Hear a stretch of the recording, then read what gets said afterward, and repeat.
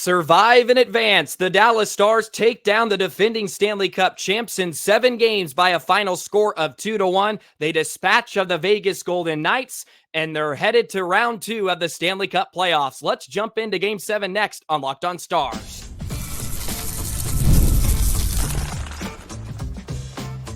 You're Locked On Stars, your daily podcast on the Dallas Stars. Part of the Locked On Podcast Network, your team every day. Howdy, Stars fans, and welcome back to another episode of Locked On Stars, part of the Locked On Podcast Network, your team every single day. It's a pleasure to be with you. I'm Joey Erickson, former producer of 105 Through the Fan. Please be sure to subscribe. We are free and available wherever you get your podcasts and on YouTube. And as always, thank you so much for making us a part of your day and making us your first listen. What a series between the Dallas Stars and Vegas Golden Knights. And the Dallas Stars prevail in 7 games. They take down the Vegas Golden Knights by a final score of 2-1 in a rocking American Airlines Center in downtown Dallas. What a game. What a series. Truly some of the best hockey I have ever witnessed. It was a battle all the way through, and the Stars come out on top. What a game. What a performance from Radek Faksa and Wyatt Johnston once again. No surprise there. 53 has his fingerprints on Game 7, and the Stars are moving on to the second round to face the Colorado Avalanche, which we will touch on a bit later in today's episode, but we must celebrate this Game 7 victory. They do not come around all that often, but we should have known Pete DeBoer is now 8-0 in Game 7s. He is perfect, and what a performance he put on in Game 7. What a performance, which we're going to jump in and dive into a bit more here today. Today's episode is brought to you by Monopoly Go. This fast-paced game lets you team up with friends for tournaments to unlock awesome prizes like unique stickers for trading, cool playing pieces, and hilarious emojis for taunting your friends. So download Monopoly Go, now free on Google Play or the App Store. Game on indeed. And we have to show a lot of love to Pete DeBoer and give him his props in this series. The Stars did something they've never done in franchise history. After dropping the first 2 games of a series, they come back all the way to win the game to win the series, in 7 games. They were 0 for 9 previously in that attempt. They also became the second team in NHL history to win a best-of-7 series against the reigning champions after dropping each of the first 2 games. Colorado did it against Detroit in 1999. So there you go. And Pete DeBoer, what an excellent decision to flip-flop Logan Stankoven and Joe Pavelski. It kept Wyatt Johnston with Jamie Benn and Joe Pavelski, which gives them a true 200-foot center iceman that can do a lot of the grunt work. And adding Stankoven to that top line really, really helped Roope Hintz and, of course, Jason Robertson, due to Stankoven's ability to forecheck and his relentless pressure on the Vegas defense, because I think Roope Hintz is not 100%. I'm assuming that he is not 100%, which has really affected his game. But having Stankoven on that line allows Stankoven to drive it with his relentless forecheck. He's a perfect F1, and he can do a lot of the grunt work, the board work to win some of those puck battles. And Roope Hintz had some good looks. He probably should have scored in the second period, and Dallas should have probably had a lead heading into the third, but a credit to Vegas for just hanging around, and they tied the goal late due to a missed coverage by Niels Lundqvist. That's the last time we're probably going to see him in the Stanley Cup playoffs, to be completely honest. But Dallas, what a shift to open up the third period from that fourth line. And the depth in this series was the difference. The Dallas Stars' depth was just a smidge better than Vegas. It was the difference for the VGK a year ago. This year, it's the difference for the Stars. They got huge goals in big moments from their fourth line. What a shot by Radek Faksa, and he was fortunate. Don't get me wrong. It ricochets off the shin pad of Martinez, and it goes barring in, and it just unlocked this sense of urgency from Dallas. That third period, Oh, they were onslaughting against Vegas. I mean, wave after wave, and Adin Hill stood strong. Give him some credit, and he kept him in it. And then another fantastic defensive performance to close it out. They did it in games 3 and 4 and 5, frankly. They do it here in game 7. Jake Ottinger comes up with some gigantic stops. He had some sass towards the end. He's looking phenomenal. What a game 7 he had. And we need to show some love also to Miro, Heiskanen, and Thomas Harley, who had a heck of a game. Their best game as a pair in the series when they needed them most, 4 and 55, were on a mission, and they were fantastic as a pairing. They grade out as the two best stars. Harley 4.06. He picks up an assist, which was his only point in the entire series. His only point. Miro, 2.99 game score. And it was really the defense that led the way down the stretch. And I was really, really confident heading into game 7. Man, it is the most nerve-wracking experience. It keeps you on the edge of your seat. But I had all the confidence in the world after game 6. And I thought I displayed that in the post-game 6 episode. That Dallas is fine. They are the better team. Not by a large margin. Not by a large margin. But the Stars looked like a more cohesive team as the series continued. Not by a ton, because Vegas was extremely good. But I think the Stars battling through 82 games as a unit, dealing with injuries. Stankoven comes in late, but he's with the team for 20-something games before they get into the playoffs. And Vegas tried to throw all these parts together at the deadline. And I just don't think they were as solid as a team as the Stars were. And it's the depth that is the difference. You get the huge goal from Ty Dellandrea in game 4. And then you get the game-winning goal from Radek Faksa, who had missed, 3 games, and then he steps in and he scores the biggest goal of the entire series. Spectacular stuff, and Pete DeBoer deserves a ton of credit once again. He outdueled Bruce Cassidy this time around. It was Bruce. It was Bruce last year, and Pete DeBoer stepped up to the challenge, and I think he coached his bag off. And I thought it was the most even game of the series. It came down to who was going to capitalize on some mistakes and who was going to get a few more lucky bounces. Vegas should have scored 3 times. They had 2 wide open nets, and they missed. And when Marchessault hit the pipe, I said, oh, the hockey gods are shining down on Dallas, Texas tonight. The hockey gods are shining down. And Eichel missed a pretty open net too. Good effort by Ottinger to at least give him some sort of test. And the Stars close out another win. And what a series between Vegas and Dallas. Man, it was popcorn to the finish. And the Stars take down Vegas by a final score of 2-1. Wyatt Johnston opens the scoring. Right. Who are you going to call? You need a big goal. Look to Wyatt Johnston, the 20-year-old. He's going to deliver in big moments. He has another huge game 7, which is great to see. Stankoven did too. I thought a lot of guys played some of their best games of the series, even if they didn't get on the score sheet. But I mean, that fourth line is the difference. Depth. We've preached it all year long. And Vegas, I think, probably boast the most depth the Stars may see here in this entire run. And it's no disrespect to Colorado. They're a very good team. I think Colorado has more high-end talent. Mackinnon is like second best player on the planet. We'll get into them here a bit later. But that fourth line was just so good. And they were probably the best line for Dallas in game 6. But you look at the Corsi percentage for that fourth line, 54%. They end up with a couple of scoring chances. I thought Duchesne's line was phenomenal. 6 scoring chances. But here you go. Here's the Wyatt Johnston line. 12 scoring chances. The next closest was was Sagan's line with 6, 12 scoring chances.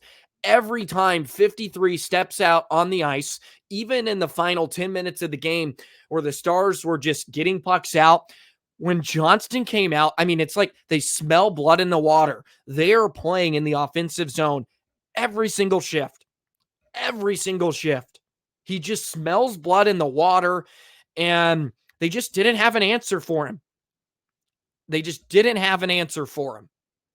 And he had his fingerprints all over Game 7, and so did the captain, who was physical throughout the entire series. I mean, the big blows the Stars were laying on Vegas in the final 5 and some change. Jason Robertson, an open ice hit on how the reverse hit from Wyatt. I mean, they just stepped up to the challenge and really seized it. And I was hoping for a better start. They were a bit sluggish. I was hoping they would really seize the moment of having a Game 7 on home ice, because that's what you fought for the entire year. That's what you fought for to the very end of 82, was to win the West, to win the Central, and get home ice for that moment. And they take advantage of it. They dispatch the defending Stanley Cup champs. And it was a long 2 weeks, but the Stars prevail and they're moving on to the second round. Just great stuff. And a round of applause to Tanev too. Gosh, I mean, he could really be up there for the best player in the series. He was impeccable. I mean, he's everything we thought he was going to be. He just shrugs off hits. He works through contact. He's tape to tape on his passes. He's almost a one-man forecheck himself, or one-man breakout without the speed or mobility of a Heiskanen and Harley. And he's just always in the right spot. The amount of times Vegas threw pucks into the middle of the slot, threes right there. Essa Lindell is there tying up sticks, not allowing anybody in a white sweater to be free. And then you see the display of blocking shots and getting sticks on pucks throughout the entire game, but particularly down the stretch. And that's what wins hockey games. That's what wins hockey games at the end of the year. You can bend, but you can't break. And Ottinger was a perfect symbol of that throughout the entire series. He just got better and better game after game. And the Stars did too. And they pulled out a heck of a 7-game series win over the Vegas Golden Knights. Wow. Incredible stuff all the way around. And just happy to see the Stars on top. happy to see the Stars prevail, because it was a heck of a battle. And a credit to Vegas. What a series. They gave the Stars all they can handle, but I think in the end, Dallas just got enough from the depth of their forward groups, and Vegas really couldn't say that. I think at least consistent enough in the series. Let's talk about the series as a whole a bit more. Show some love to some other guys, and we'll keep it moving here on a post-game 7 reaction win for the Dallas Stars. We'll move on in just a moment. Today's episode of Locked On Stars is brought to you by eBay Motors. Passion, drive, and patience. The formula for winning championships is also what keeps your ride or die alive. eBay Motors has everything you need to maintain your vehicle and level it up to peak performance. Superchargers, roof racks, exhaust kits, LED headlights, and more. Whether you're into speed, power, or style, eBay Motors has got you covered. With over 122 million parts for your number one ride or die, you'll always find exactly what you're looking for. And with eBay Guaranteed Fit, your part is guaranteed to fit your ride every time or your money back. Because with eBay Motors, you're burning rubber, not cash. With all the parts you need at the prices you want, it's easy to make your car the MVP and bring home huge wins. Keep your ride or die alive at ebaymotors.com. Eligible items only. Exclusions apply. eBay Guaranteed Fit only available to U.S. customers. Let's go out and, or let's go ahead, I should say, and deliver a series MVP. Why not? A series MVP. We'll do this as the Stanley Cup playoffs roll on for the Dallas Stars. And this one just seems so easy. And it has to go to Wyatt Johnston. 4 goals in the series. He leads the Stars with 7 points. And when they needed a moment, he had it. I talked about it after the first 2 games. The Stars just hadn't had any moments. And then you get the Game 3 overtime winner from Wyatt Johnston. He scores twice in that game. And he just does it game after game. And it's been that way since March. Since the month of March began, Wyatt just has consistently taken over this Stars team. And it's wonderful to watch. And then along with Jamie Benn, he deserves his due. What a series for Jamie. Not a huge impact on the score sheet by any stretch of the imagination, but his presence, his leadership, his physicality proved to be a difference in the series. I thought he had an excellent series, a goal and a couple of assists. And he was a huge factor, but it really is the defense that was the difference. I mean, the unit as a whole, Suter, Lindell, Tanev, Miro, and Harley as a group, I didn't know they had this in them. I really didn't. That was still some sort of a question mark coming in to the Stanley Cup playoffs, at least against a team as loaded as Vegas. Can they defensively hold up? And I mean, they answered with flying colors, and 5 of them, because Niels Lundqvist is watching more than 95% of the game, and that rotation of just anybody playing with anybody has proven to be a real difference maker for Pete DeBoer and company. And I think that's one of the headlines coming out of the series, besides maybe Radek Faksa in that 4th line after some injuries. That just seems to be the headline is, the Stars can play some really tidy shutdown defense against the best. And I'm really intrigued to see how they do it against a Colorado team that just beat the brakes off of Winnipeg in round 1. That will be a heck of a challenge. The Stars actually open up as favorites against Colorado at -138. So Vegas, I guess, likes Vegas. So take that for what it is. Taking a look at the post-game interview, Radek Faksa on TNT, he said he promised his son he'd score in Game 7. So way to go, Radek. He followed through. And I love that he was back in the lineup. Unfortunately, Delandry has to come out, but someone had to come out. There's no way Smith was coming out. You get Faksa back in there. Game 7s are his type of games. Not entirely offensive. You could tell both teams just kind of feeling each other out. They don't want to make a mistake. They don't want to be the one to give up that goal, right? And that just fits right into his style, a big Bruce game. I love that Pete was getting Robo in on that line too, to give Radek some rest here and there. And it was awesome to see Radek just shovel one through on the backhand. Would love to see the time on ice numbers for Faksa in his return, but he looked really sharp. Looks like Faksa played just over 10 minutes, so 10 and a half, which was the least amount of forwards. Craig Smith actually got over 20. Miro played over 26 minutes, more than 4. He had more than 4 minutes on Thomas Harley. But once again, you look at the expected goals against in the third period at 5-on-5, 0.1 for the Dallas Stars. 0.1 expected goals against.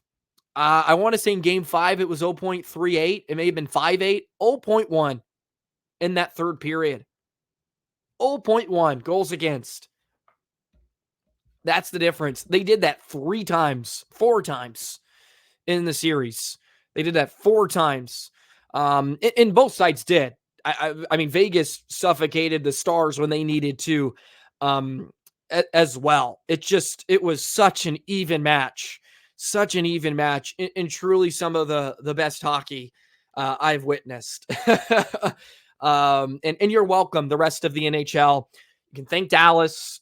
We took down the Vegas Golden Knights. For the rest of United States and Canada, you're welcome. The Stars did the dirty work for everybody, and now they're coming for a lot more. But what a fun series! What a fun series! And the Stars were the better team. I felt that throughout the series. As games after Game 4, I just thought, like, Stars are better. Doesn't mean you're always going to win. They needed some luck. They needed a touch of fortune, which they got. They got a touch of fortune in Game 7. And, they take down the defending Stanley Cup champs. So a heck of a game and a heck of a series from just everyone at different spots. I mean, you had Pete. That was fantastic behind the bench. I thought the trios were great, mix and matching, switching it up, dealing with injuries, and just finding a way to piece it together, because that's what you got to do at this time of year. And then you just get some really, really workman-like shifts from Rope hints in what was that, Game 3 or Game 4, excuse me. Even Joe Pavelski and Robertson here tonight. Tanev throughout the entire 7 games. In the defense in general. I mean, I can sing praises to them all. I really can. But we don't have enough time here today to do that, because we got to move on. We'll enjoy it today. And then the Stars will move on to Colorado. Game times for the Colorado series for the first few games have been announced. I will deliver those and let you know the schedule here on the other side in just a moment. Alrighty, Stars fans, game off. We have to talk about Monopoly Go. I know you're thinking, we've already talked about this, flag on the play, but hey, there's just so much great stuff happening in this game. In Monopoly Go, you can team up with friends for time tournaments where you work together to build up each other's boards. The more you win together, the more prizes you unlock. And there's so much to get. Unique stickers you can trade for with your friends to complete albums for big prizes, cool new playing pieces to travel the boards with. You can also taunt your friends, smash their buildings, and take their money, which is the best part. Plus, Monopoly Go feels new and exciting every single day. They have new tournaments and challenges. There's always new timed events that help you win big, like massive multipliers for everything you win or rent frenzies. There's always something to discover in Monopoly Go. So take the 30 seconds right now and go ahead and get on your Apple Store or get out on your Google Play Store, your smartphone device, and download Monopoly Go. So get off the bench. Go download now. It's free on the Google Play or App Store. Game on, Stars fans. So the Dallas Stars are moving on to play the Colorado Avalanche in the second round of the Stanley Cup Playoffs. The team that took down the Winnipeg Jets in 5 games. And yeah, they boast quite the offensive talent, and they also boast quite a defensive group as well. So really, really looking forward to this series. But game times have been announced for round 2. The series will get underway here in just a few days. I'm trying to find it. Excuse me. Got to find Stars versus Colorado on Twitter. Again, not the best way to podcast here, but bear with me here. Here we go. Tuesday. So just a couple of days. May 7th, Colorado at Dallas. Another late start time, but not terrible. 8:30 start time for games 1 and 2 in Dallas on Tuesday and Thursday of this week.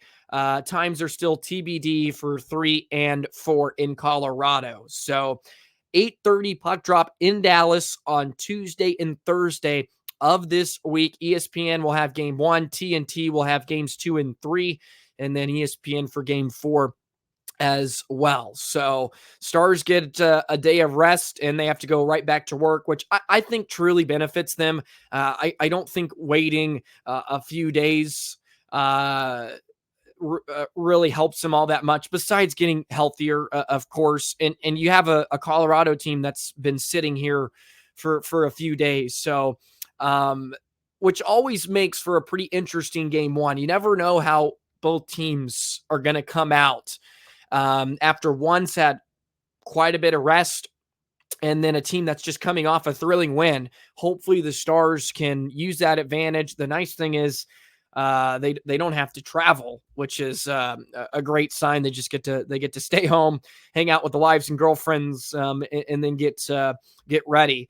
Yoel Kiviranta, Cogliano, a bunch of former Stars looking to get some revenge on Dallas maybe, but Mackinnon and Makar were just massive in the first round series. They both, along with Rantanen, had 9 points in the first round series against Winnipeg. And this series is going to come down to, can Dallas stop MacKinnon and company? Can they limit MacKinnon and Rantanen?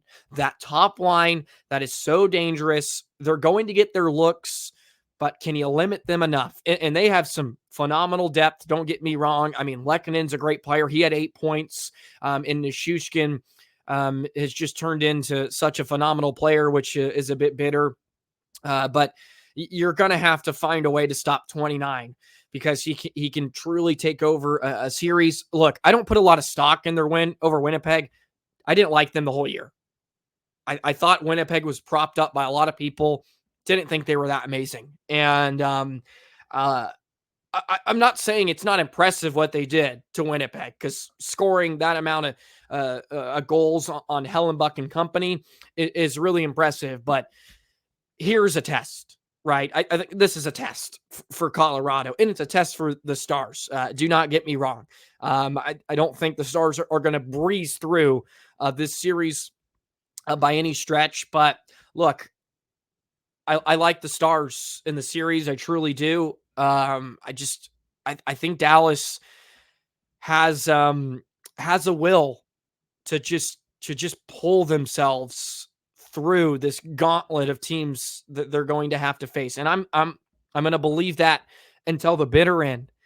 I wasn't thinking that way 8 days ago. That's for sure. I was not feeling very confident at all, but they flipped the series on its head, and they end up winning 2 games on home ice against Vegas, which ends up being the deciding factor in 7 games. So really, really looking forward to this second round. That should be a ton of fun. Here's also a little nugget for you. All 3 times the Dallas Stars have advanced to the Stanley Cup final, they have had to beat Colorado on the way. Each of those 3 series went to 7 games. Of course, I was not alive yet when some of those battles took place, but of course I've rewatched, or at least had the pleasure of seeing highlights of those series. And man, those were some great series back in the day with Waugh and company. So they're going to have to go through a Colorado once again. And the Stars probably had the easier of routes to the Western Conference Final last year. It's not going to be the case this season. And if they want to get to the final, they're going to have to play some great teams along the way. But hey, you wouldn't want it any other way. You got to beat the best to be the best. And I'll give credit to a ton of Stars fans out there. You said it. You wanted Vegas. I want them. I want to take them down and prove they're better. And that's what they did. So shout out to you Stars fans as well for wanting the dragon to slay. And the Stars got it done. But what incredible series. Colorado is going to be fascinating. And we'll break it down a bit more here tomorrow and Tuesday, and just look into the matchups and kind of the storylines heading into the series. But for now, just very surface level stuff. As you know, Nathan MacKinnon, you got to try to slow him down along with Cale Makar. But I think it's going to be a heck of a round 2. And the Stars are off and running. They got to win 12 more games. 12 more games. They've won 4. They won 4. 12 more to go. It's going to be a gauntlet. But we can celebrate tonight, enjoy it. And then you got to move on. Again, thank you guys so much for all the support, the comments. Please be sure to subscribe, hit the notification bell, follow Locked On Stars on Twitter, follow me on Twitter, Joey the Jet 19. Just all of DFW has been fantastic, and all of you Stars fans across the world. I'm not forgetting about some of the listeners in the UK, in Finland, because of all the Finnish mafia the Stars have. Just thank you so much. You make it really, really easy to be motivated and excited to do this podcast every single day and to just try to deliver my best work on a night in and night out basis. It's been a couple late nights in this series. I don't think we're going to have as late of nights in this one. I probably shouldn't get ahead of myself. There'll probably be a couple 10 o'clock puck drops. Watch. Anyways, yeah. What a series. Glad to be done with it. And the Dallas Stars are moving on, ladies and gentlemen. They're moving on. Have a great Monday. I hope your weekend was fantastic. Have a great Monday. Get off to a hot start. And before we know it, we got Stars, Colorado. The Avs are coming to Dallas on Tuesday for an 8:30 puck drop. That will do it for today's episode. Dallas takes down the defending Stanley Cup champs in 7 games. They close out Vegas by a final score of 2-1. That'll do it for today's episode of Locked On Stars, and we'll see you tomorrow. So long, Stars fans.